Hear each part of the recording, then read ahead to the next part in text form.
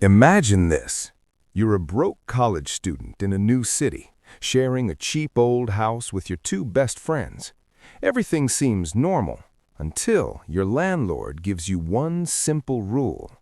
Never use the bathroom on the roof. She says it's just for storage. She even keeps it padlocked. But one night, as a stupid April Fool's dare, one of you decides to break that rule.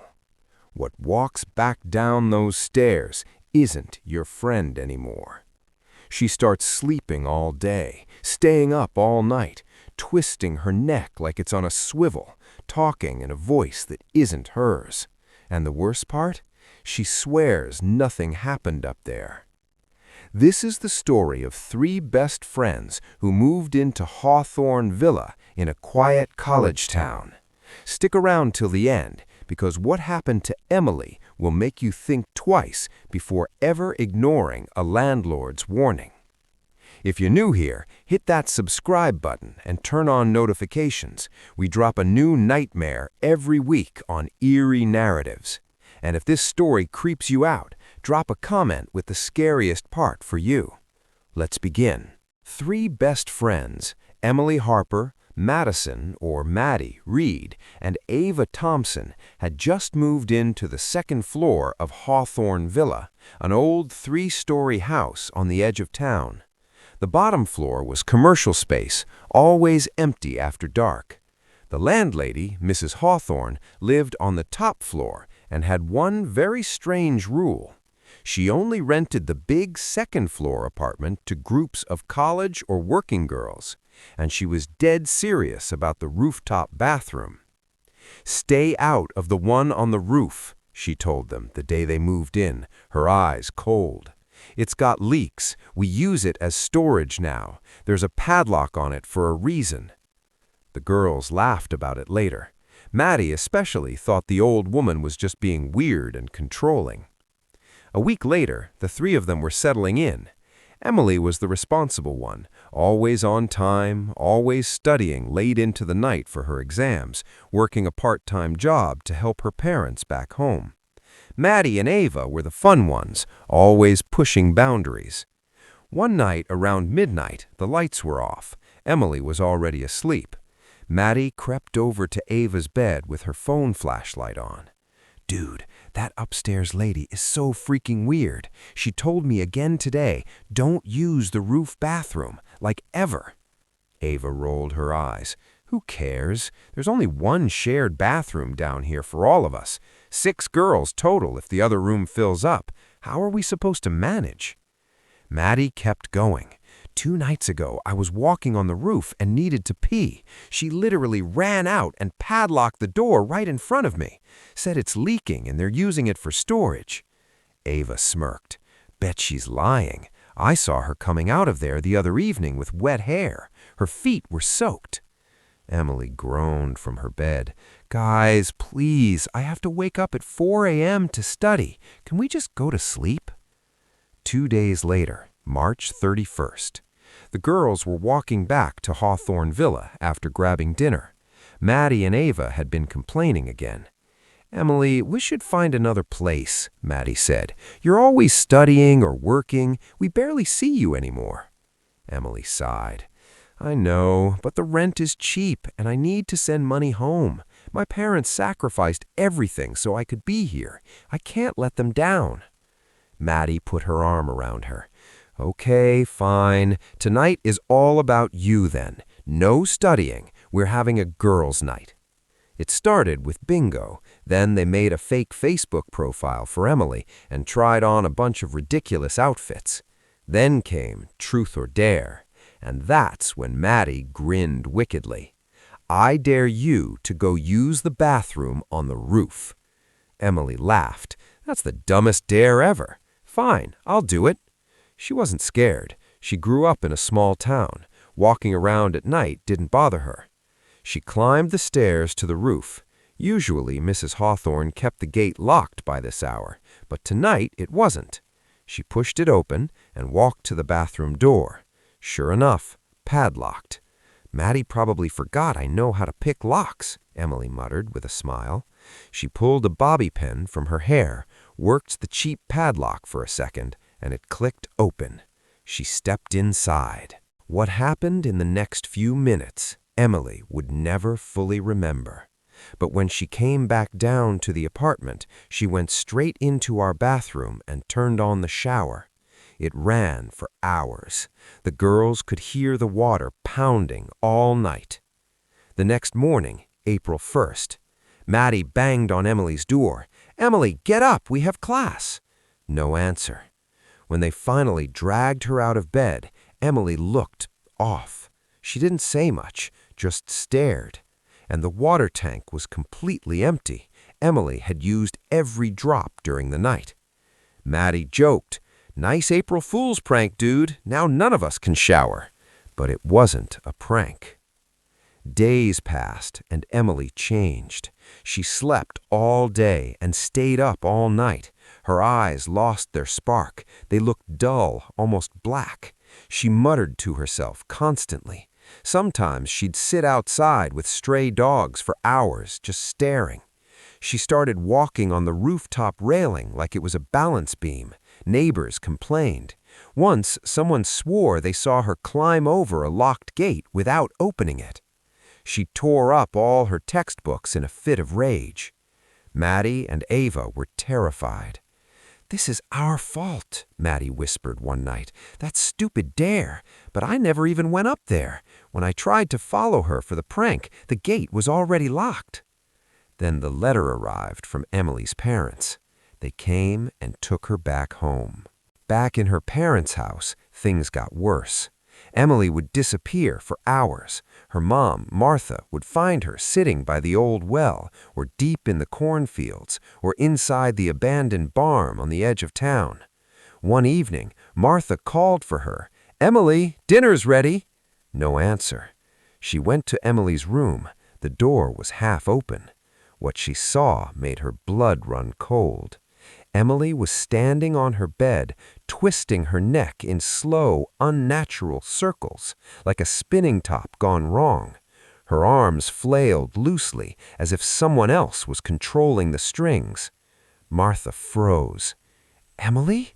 Her daughter turned her head 180 degrees, way too far, and smiled with a mouth that didn't feel like hers. The argument started soon after. Emily would be sweet one minute, apologizing to her dad for everything. Then, in a blink, she'd snap, rude, sarcastic, cruel.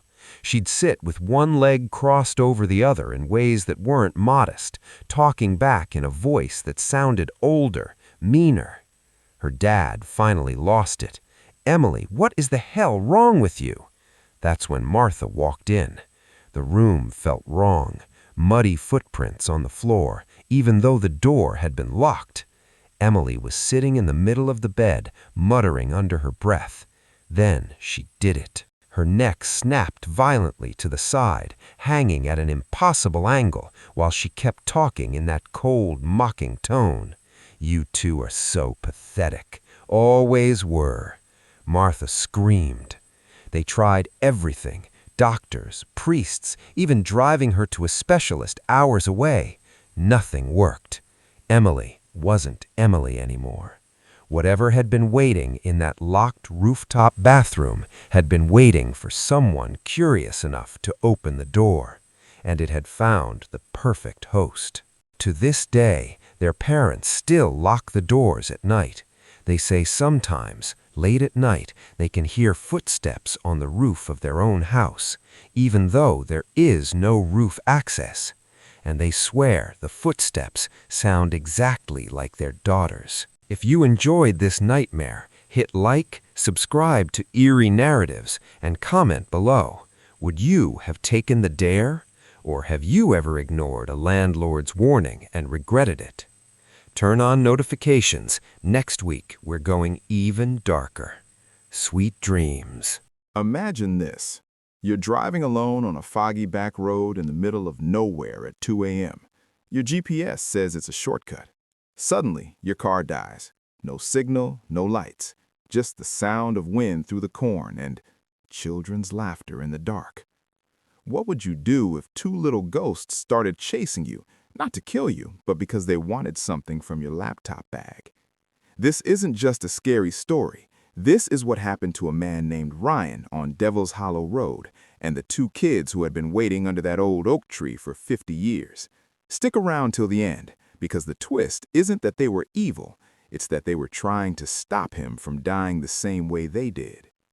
It's a lonely stretch of two-lane blacktop cutting through the cornfields of rural Indiana, about an hour outside Indianapolis. Most folks call it Devil's Hollow Road after dark. The locals just call it the shortcut and warn you never to take it after midnight.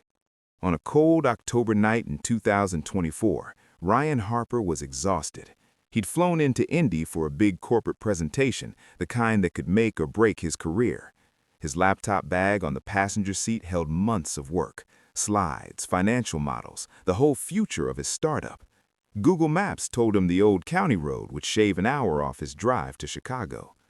He stopped at an old roadside diner called Ma's Place right before the turnoff. A flickering neon sign, one lonely pump, and a tired-looking cook named Earl wiping the counter. "Headed north on the Hollow tonight, son?" Earl asked, sliding him a cup of black coffee. "Yeah, GPS says it's faster." Earl paused, cloth in hand. He looked Ryan dead in the eyes. "Listen, about a mile past the big old oak tree, the road gets tricky. There's kids that play there. Chucky and Maggie. Been playing there for 50 years. Don't mess with 'em. Keep your head down and drive straight through." Ryan chuckled nervously. "Kids? Like local troublemakers?"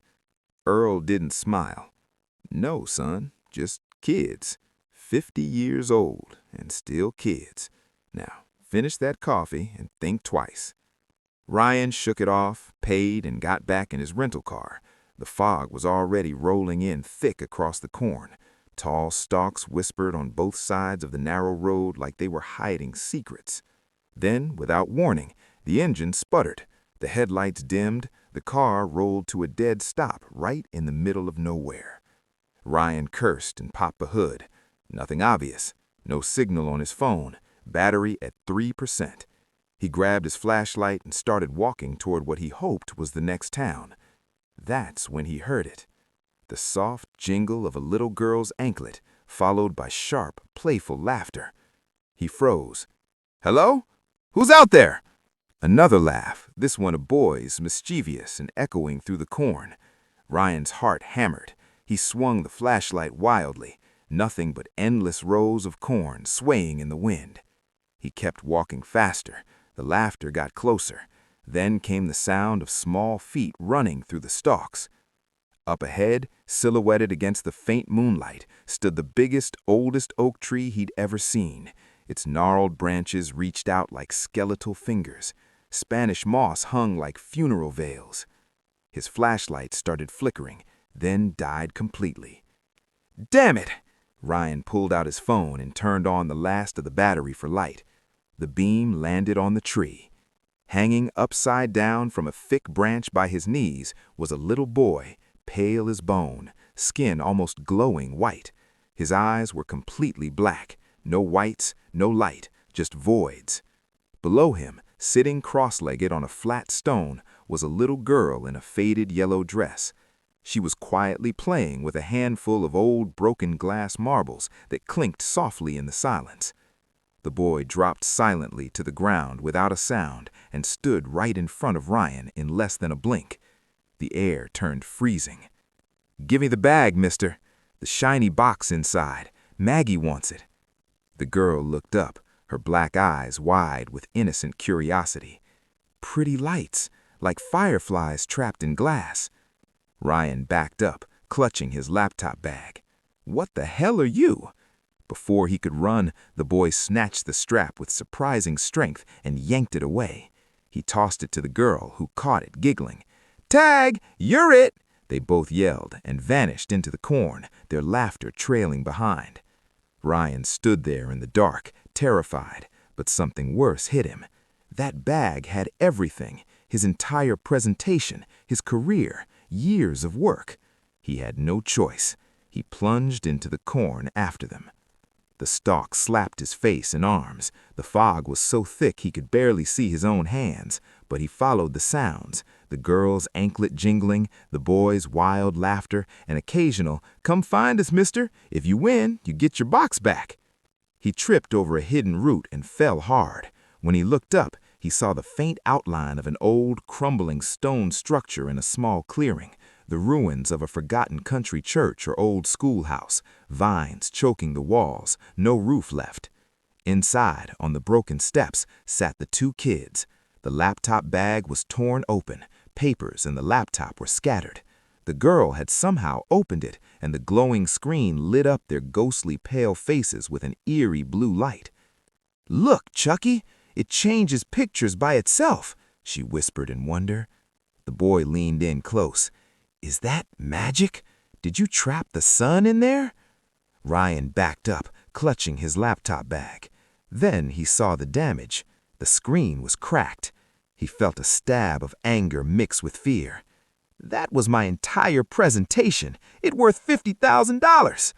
The two kids flinched, looked down at the cracked screen. The girl's lips began to tremble. "We didn't mean to break it. We just wanted to see the lights." Ryan saw their genuine distress. He knelt on the cold stone floor, both knees trembling. "It's okay," he said, his voice soft. "Nothing that can't be fixed." The two ghosts stared at him. "Why aren't you screaming and running?" they asked silently. "You're not scared of us." Ryan took a deep breath. "I was, but not anymore. You're just kids, aren't you? Lost and lonely."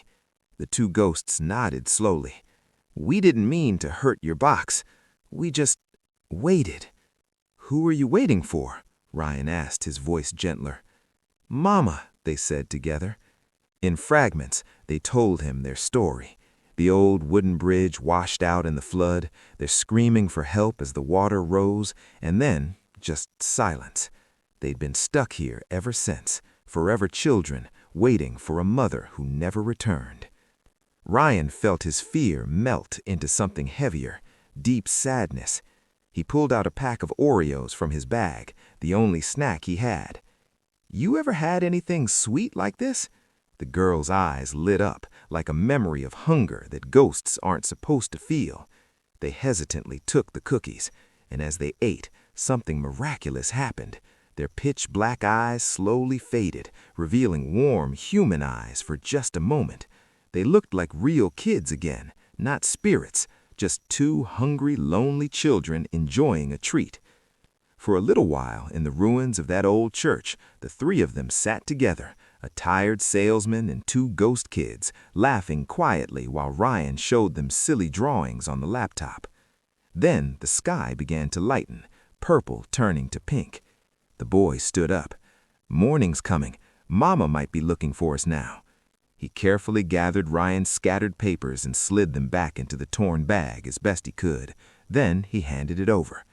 "You're a good man, mister. Don't go the shortcut way anymore. The bridge is gone. The water is deep and cold, real cold." Ryan's throat tightened with tears he didn't expect. "I'll come back tomorrow. Bring more cookies and toys." The kids shook their heads sadly. "No need. We gotta go now." The first rays of sunrise pierced the ruins. Chucky and Maggie dissolved into golden dust, carried away on the morning breeze, their soft laughter fading like wind chimes. Ryan stood there alone in the silent ruins. He walked back to the road as the fog burned off. About a mile ahead, the old county road ended abruptly at a collapsed bridge. The wooden supports had rotted and washed away years ago. The river below was fast, dark, and deadly. There were no warning signs. If he had kept driving that night, he would have gone straight over the edge. The kids hadn't stolen his bag to hurt him. They'd done it to keep him alive, and to finally have someone play with them just for one night. A few days later, Ryan came back in the daylight. The old oak tree looked almost peaceful now, sunlight filtering through its leaves. He placed 2 packs of Oreos, a small toy truck, and a cheap pair of plastic bead bracelets at the base of the tree. Then he folded his hands and bowed his head. "Thank you, little brother. "Thank you, little sister. Rest easy now." As he walked back to his car, a gentle breeze rustled the leaves, and for just a second he swore he heard the faint, happy jingle of a little girl's anklet and two children laughing. Not eerie this time, just at peace.